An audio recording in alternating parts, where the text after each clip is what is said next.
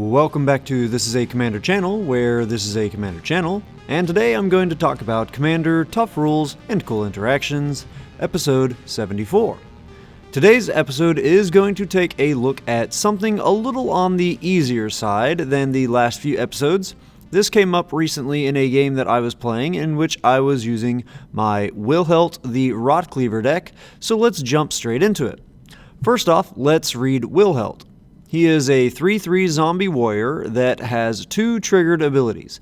The first one says, whenever another zombie you control dies, if it didn't have Decayed, create a 2/2 black zombie creature token with Decayed. And then his second ability says, at the beginning of your end step, you may sacrifice a zombie. If you do, draw a card. While it is nice for card draw and a way to kill off your non-decayed zombies, I'm not going to focus on his second ability. So his first ability creates these tokens that you see on the screen now. They are 2/2 zombies that have Decayed. So in this deck, I have a bunch of things that create a ton of zombie tokens, as well as playing actual zombie cards. So I had a ton of zombies out, and I swing with all of them, and it was enough damage, including my anthems, to kill all three of my opponents. So before even counting up the exact damage, it was very obvious that it was a win no matter what. Going at each player, one of my opponents cast a spell saying that he thinks that he can at least save himself. I was swinging all of my Decayed zombies at him, and the spell that he was casting was Echoing Truth, to which I told him, oh snap, you just saved yourself as well as the others.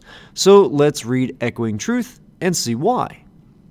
Echoing Truth is a blue instant that says, return target non-land permanent and all other permanents with the same name as that permanent to their owner's hands. So my opponent thought that he would only be returning all of my Decayed zombies to my hand, as that's what his target was for the Echoing Truth. But it was actually going to bounce all of my zombie tokens, Decayed and non-decayed, which was enough to reduce the damage I was dealing to my opponents, that they all three survived, they lived, and of course, they swung at me with my defenses down, and they killed me, which I wasn't too sore about it. So, why does this happen since these are different tokens? So to know why this happens this way, we must look at the comprehensive rules and check CR 111.4 that says, a spell or ability that creates a token sets both its name and its subtype or subtypes.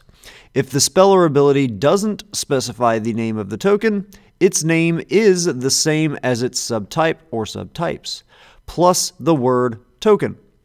Once a token is on the battlefield, changing its name doesn't change its subtype or subtypes, and vice versa.